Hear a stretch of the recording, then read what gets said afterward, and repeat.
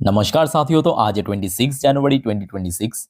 दोस्तों, बात करेंगे इस वीडियो में कुछ इंपॉर्टेंट कंपनी की शेयर्स के ऊपर, कुछ इंपॉर्टेंट अपडेट्स है, कुछ इंपॉर्टेंट न्यूज़ है। तो चलिए एक एक करके कवर करते हैं। अच्छा, सबसे पहले हम बात करेंगे एक small and mid cap company की शेयर्स के बारे में जो रिसेंटली अपने शेयर होल्डर के लिए बोनस इशू किया है। अच्छा, कंपनी का नाम है क्यूपिड लिमिटेड।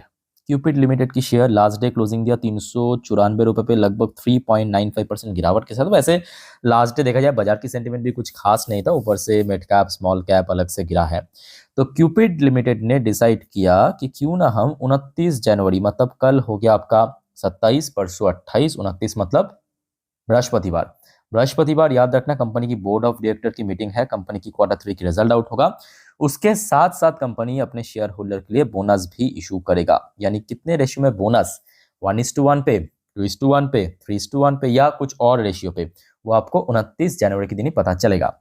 और कंपनी की देखिए हो सकता है कि ये बहुत बड़े कंपनी नहीं है, small cap mid cap size की कंपनी है, लगभग 10,000 के आसपास इसके वैल्यूएशन है, बट रिटर्न्स की प्रोफाइल दोस्तों नेक्स्ट लेवल की, आप जिसको कह सकते हो। पिछले 6 महीने पे 163% की रिटर्न दिया, पिछले 1 साल पे 476% की रिटर्न दिया, 5 सालों पे 3,500% की रिटर्न दिया। अब ऐसा भी नहीं है कि कंपनी सिर्फ ऐसा ही बढ़ रहा है, कंपनी की फंडामेंटल बहुत स्ट्रांग है, कंपनी की जो ग्रोथ रेट है वो भी काफी अच्छा है। और ऑनेस्टली कह रहा हूँ, कंपनी की जो बिजनेस है ना, एक बहुत ही स्पेशल टाइप की प्रोडक्ट कंपनी बनाता है, जो कि भारत की पॉपुलेशन जैसे जैसे बढ़ता जाएगा, इसका व्यापार दोस्तों कभी घाटे में नहीं आएगा, इतना तो गारंटी है, वो ही बढ़ता जाएगा। ओके, तो आप देख ही सकते हो कि कंपनी की जो ग्रोथ रेट है कितना बढ़िया है। इस बार तो फिलहाल 29 तारीख को पता चलेगा रिजल्ट। पिछले क्वार्टर देखिए मार्जिन एक्सपेंड किया, प्रॉफिट ग्रो किया, इनकम ग्रो किया, अर्निंग पर शेयर ग्रो किया। ठीक है, तो जो भी है, मेरे कहने का मतलब इसको नजर रखना। खास करके आप अगर इस बारे में, मतलब इस कंपनी के बारे में जानता नहीं हो, तो इसके ऊपर एक बार थोड़ा स्टडी भी कर लेना। शेयर रिसेंटली 524 तक निकल गया था, 1 जन की बात है, मतलब इसी महीने के एकदम पहली तारीख। उसके बाद लगभग बाजार में करेक्शन होने के कारण शेयर लगभग 24-25% अभी नीचे आ चुका है। अच्छी कंपनी है, ठीक है। अच्छा, नेक्स्ट साथियों बात करेंगे वड़े रिन्यूएबल टेक्नोलॉजी लिमिटेड। वड़े रिन्यूएबल की शेयर वैसे तो लास्ट डे 2.96% नीचे क्लोजिंग दिया है, बट आज की डेट में एक तगड़ा खबर मिला, एकदम लेटेस्ट अपडेट मैं आपको दे रहा हूँ। आज रिपब्लिक डे के दिन हो सकते, देखिए मार्केट वगैरह क्लोज था, बट खबर वगैरह आ चुका है। देखिए यहाँ पे न्यूज ये है कि Waaree renewable technology board okay, मतलब अप्रूवल कर दिया, कंपनी की बोर्ड ऑफ डायरेक्टर ने acquisition of 55% stake in associate power structure for 1,225 crore. ये जो कंपनी है एसोसिएट पावर स्ट्रक्चर, इसमें वड़े रिन्यूएबल ने टोटल 55% की स्टेक पीक करेगा, मतलब खरीदेगा 1,225 करोड़ टोटल वैल्यूएशन। ठीक है, 55% जो कह सकते हो कि मेजोरिटी स्टेक यहाँ पे उठाने जा रहा है। तो ऑब्वियसली कंपनी की जो बिजनेस है वो एक्सपैंड हो रहा है, क्योंकि अगले क्वार्टर से क्या होगा, ये खरीदारी हो गया, मतलब ये एक्विजिशन प्रोसेस कंप्लीट हो जाने के बाद अगले क्वार्टर से जो ये जो एसोसिएट पावर स्ट्रक्चर है, इसका भी जो प्रॉफिट लॉस है या इनकम है वो कहाँ पे जुड़ जाएगा, वड़े रिन्यूएबल की बैलेंस शीट में। ठीक है, तो बेनिफिट किसको मिलेगा, कंपनी को मिलेगा। अच्छा, ये भी फैक्ट है कि शेयर पिछले कुछ महीनों से काफी नीचे आ चुके हैं, मतलब अगर आप देखेंगे अक्टूबर में जहाँ पे शेयर पहुंच गया था लगभग 1350 के आसपास, वहां से देखिए गिरते गिरते शेयर अभी नीचे लगभग 850-900 के रेंज में बीच में सपोर्ट मिल रहा था, और अभी देखिए शेयर 950 के लेवल क्रॉस करके लगभग 875 पे लास्ट डे क्लोजिंग गया। ठीक है, तो इस न्यूज के कारण कल इसके ऊपर नजर रखना। अच्छा, जेएसडब्ल्यू स्टील की इस बार रिजल्ट तो काफी बढ़िया था, है ना। शुक्रवार बाजार क्लोज होने के बाद हमने रिजल्ट भी देखा था, ये देखिए रिजल्ट। कंपनी की इनकम फिर भी चलो ठीक है, एटलीस्ट एक मिनिमम ग्रोथ रख दिया, बट कंपनी की मार्जिन कुछ एक्स्ट्रा ऑर्डिनरी रेट में ग्रो किया 168% पे, जिसके कारण क्या हुआ, कंपनी की जो प्रॉफिट जो है लगभग 200% के आसपास बढ़ गया, 198%। अच्छा, उसके साथ साथ ये तो खैर एक न्यूज हो गया, इतना शानदार न्यूज के साथ साथ कंपनी ने ये भी डिसाइड किया कि JSW steel to invest 2 lakh crore, 2 lakh crore company निवेश करेगा अगले 5 से 6 साल पे, जो कि अपने कैपेसिटी, मतलब स्टील प्रोडक्शन की जो कैपेसिटी है उसको 50% इंक्रीज करेगा, बढ़ाएगा। सो ये तो बहुत ही बढ़िया है। अब देखना होगा कि कल बाजार की सेंटिमेंट भाई कैसा होता है। अगर बाजार वगैरह सही रहा, अब देखिए ये भी फैक्ट है कि 2025 की सेकेंड हाफ से हमने देखा कि स्टील सेक्टर, मेटल सेक्टर बहुत अच्छा चल रहा है, क्योंकि देखिए ये मतलब कॉमनली आप सोच के बताइए कि जैसे जैसे इक्विटी मार्केट में प्रेशर बढ़ेगा, जो मेटल है या जो कमोडिटी मार्केट है वो एज कम्पेयर टू थोड़ा सेफ ऑप्शन होता है, गोल्ड, सिल्वर, कॉपर, स्टील, वहां पे बढ़ जाएगा वैल्यू। ठीक है, तो यही वजह है कि आप टाटा स्टील को देखिए, जेएसडब्ल्यू स्टील को देखिए, पिछले कुछ महीनों पे देखिए, खास करके 2025 की हाफ से, ये देखिए 2025 के जून जुलाई के बाद से देखिए शेयर रुकने का नाम नहीं ले रहा है। कहाँ था कहाँ पहुंच गया, सब अपने लाइफ टाइम हाई के नजदीक पहुंच चुका है। ठीक है, अच्छा, हिंदुस्तान एरोनॉटिक्स लिमिटेड यानी एचएल के ऊपर मैं कहूंगा एक नहीं दो थोड़ा शॉकिंग अपडेट है। शॉकिंग अपडेट देखिए, दो अपडेट है। पहले अपडेट ये है कि देखिए रिसेंटली कंपनी की कब रिजल्ट होगा वो फिलहाल कंपनी ने अभी तो डिस्क्लोज नहीं किया, बट कंपनी की तरफ से इसका जो शेयर होल्डिंग पैटर्न वो आ चुका है। और शेयर होल्डिंग पैटर्न पे देखा गया है कि एफआईएस ने खूब बेचा है। एक्चुअली देखिए, जो कंपनी की जो प्रोमोटर की स्टेक है, मतलब सरकार की स्टेक, वो तो सेम है 71.64%, बट जो एफआईएस की स्टेक पिछले क्वार्टर 2 में था 12%, अभी देखिए 1% के ऊपर घट चुका है, 10.86% पहुंच चुका है। पर उसके साथ साथ ये भी फैक्ट है कि जहां पे एफआईएस ने बेचा है, डीआईएस ने एकदम से खरीदा भी है। डीआईएस की स्टेक मोर देन 1% बढ़ गया। उसके साथ साथ जो पब्लिक का स्टेक है वो भी थोड़ा बहुत इंक्रीज हुआ है, बट यहाँ पे पब्लिक ने बहुत, मैं कहूँगा, समझदारी दिखाया। जो आपको मैं बार बार कहता हूँ, देखिए कोई शेयर में अगर गिरावट होता है ना, जब तक वो स्टेबल ना हो जाए उसमें पीक मत करना। मैं यहाँ पे कंपनी अच्छा या बुरा की बात नहीं कर रहा हूँ, मैं कह रहा हूँ कि अगर कोई कंपनी की शेयर एकदम से धड़ल्ले से गिर रहा है, उसको मतलब लोग के अंदर फोमो रहता है, फियर ऑफ मिसिंग आउट, की हम मिस कर जाएंगे कुछ, तो ऐसी बात नहीं है। ठीक है, ये सब चक्कर मत है। ये तो थोड़ा शॉकिंग पार्ट है कि इसमें एफएस की सेल हुआ है।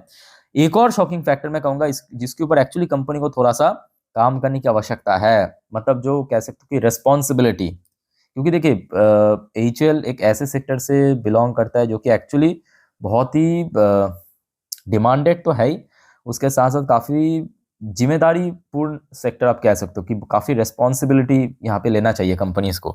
और देखा गया, ये देखिए, fresh uncertainty over Tejas mark 1 deliveries as March timeline appear unlikely. तो अभी अभी जो खबर मिला है, ये सैटरडे की खबर है 24 तारीख, कि जो कंपनी हैंडओवर करना था भारत की वायुसेना को तेजस मार्क 1 जो डेडलाइन था आपके मार्च, उस पर भी शायद नहीं कर पाएगा।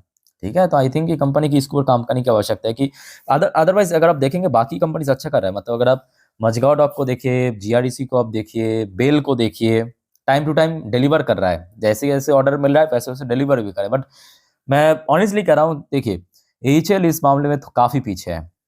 अगर हम टेक्निकल व्यू से बात करें तो शेयर रिसेंटली हमने देखा 4,500 4,500 के लेवल पे काफ़ी बार हर्डल फेस किया।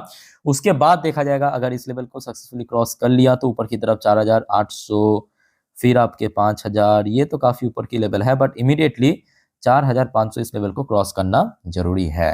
ओके, अच्छा, ये हो गया आपका एचएल के ऊपर अपडेट। चलो नेक्स्ट अपडेट है आपके आईपीओस के जीएमपी, चलिए देख लेते हैं। वैसे तो कल से बाजार ओपन होने जा रहा है, सो अगर बाजार की मूड ठीक रहा तो मे बी ग्रे मार्केट भी उस हिसाब से रिएक्ट कर सकता है। अच्छा, मोस्टली आईपीओ भी 0-0 ही है। अच्छा, ये जो आईपीओ है एमसेप इक्विपमेंट एसएमई आईपीओ लगभग 8.94% की प्रीमियम चल रहा है जिसका। इसके अलावा केआरएम आयुर्वेदा 12% को प्रीमियम पहुंच चुका है। सैडोफैक्स टेक्नोलॉजी डिस्काउंट में चल रहा है -3.23%, बाकी तो ऑलमोस्ट लिस्ट हो चुका है अगले हफ्ते, पिछले हफ्ते। ठीक है, चलो आगे बढ़ते हैं नेक्स्ट टॉपिक पे, बट उसके पहले साथियों आप सभी को रिक्वेस्ट करूंगा, अगर आपको वीडियो अभी तक अच्छा लगा, इन्फॉर्मेटिव लगा, प्लीज दोस्तों वीडियो को लाइक करना, और प्लीज दोस्तों चैनल को सब्सक्राइब भी करके जरूर रखना, ऐसे इन्फॉर्मेटिव वीडियो हर रोज हर वक्त पाने के लिए। और याद रखना दोस्तों, नेक्स्ट जो वीडियो आएगा इस चैनल पे, मतलब रात की 10:30 की वीडियो, जिस पर हम नेक्स्ट डे मार्केट प्रेडिक्शन, मतलब कल मार्केट मोस्ट प्रोबेबली किस तरह मूव कर सकता है, निफ्टी बैंक निफ्टी डिटेल में एनालिसिस। आप समझ पा रहे हो कि कल क्या है, मंगलवार, मतलब निफ्टी 50 बैंक निफ्टी की मंथली एक्सपायरी बहुत इंपॉर्टेंट है। ठीक है, और आज पूरे दिन की शेयर मार्केट से रिलेटेड जितने भी डेवलपमेंट है सब इकट्ठा करके डाल दूंगा, नेक्स्ट वीडियो मिस मत करना। ठीक है, बहुत इंपॉर्टेंट है मार्केट के लिए। अच्छा, वेदांता लिमिटेड, अच्छा वेदांता की शेयर अभी लाइफ टाइम हाई पे चल रहा है, और दूसरा फैक्टर यह है कि आगे भी बढ़ सकता है। याद रखना, देखिए ये मेरा कहना नहीं है, बहुत सारे एक्सपर्ट के हिसाब से 2026 जो है ना, मतलब ये साल मेटल के लिए काफी बढ़िया हो सकता है। देखिए इसके पीछे एक सबसे प्राइम रीजन क्या है, जियोपॉलिटिकल टेंशन।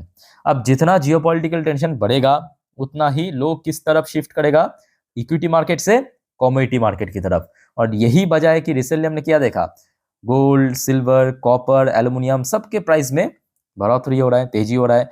अच्छा, उसके साथ साथ दो छोटा छोटा अपडेट है, पहला आप ले लीजिए, ठीक है, उसके बाद हम इस बारे में डिस्कस करेंगे। अच्छा, वेदांता की बहुत जल्दी रिजल्ट आउट होगा। कब रिजल्ट आउट होगा? आज तो आपकी 26 तारीख हो गया, 27 28 छोड़ के 29 तारीख कंपनी की रिजल्ट आउट है, ठीक है, मतलब बृहस्पतिवार। और इस बार सुनने को आ रहा है कि कंपनी की रिजल्ट भी काफी बढ़िया हो सकता है, ठीक है। तो बृहस्पतिवार आते ही मैं आपको इन्फॉर्म कर दूंगा, बस चैनल को फॉलो जरूर करना। उसके साथ साथ एक और अपडेट आप ले लीजिए, वेदांत जो लास्ट डे हमने देखा था, बहुत अच्छा मूवमेंट था। जो एलिमी कॉपर कॉपर है ना, एल्युमिनियम प्राइस गेन, जो अभी आपको मैं समझा रहा था, ग्लोबल मार्केट में बहुत ऊपर पहुंच चुका है। तो यहाँ पे बहुत सारे ब्रोकर्स के हिसाब से ये जो शेयर है लगभग 800 तक भी पहुंच सकते हैं। देखिए 800 की टारगेट भी दिया है, ठीक है।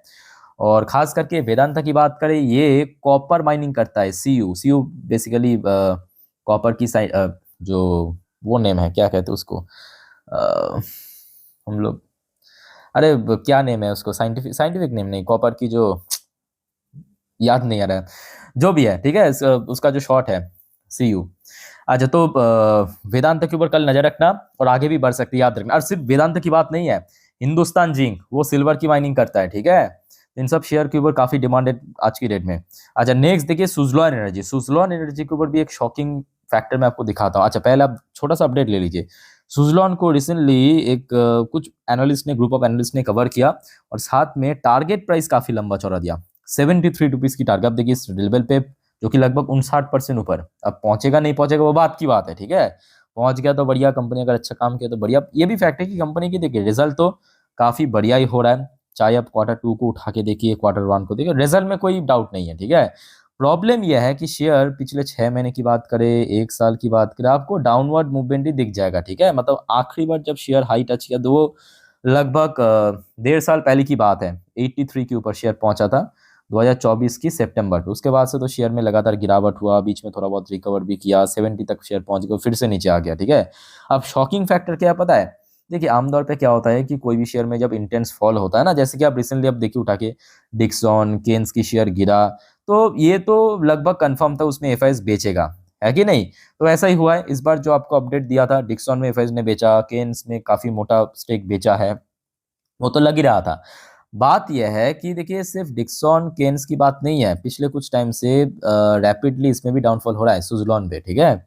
और 50 की लेवल नीचे क्रॉस करके आ चुका है। बट बात यह है कि शॉकिंग फैक्टर यह है कि यहाँ पे एफआईएस ने बेचा नहीं है, खरीदा है, और वो भी लगभग 1% के आसपास स्टेक। एकदम रिसेंट डेटा मैं आपको दिखा रहा हूँ, ठीक है।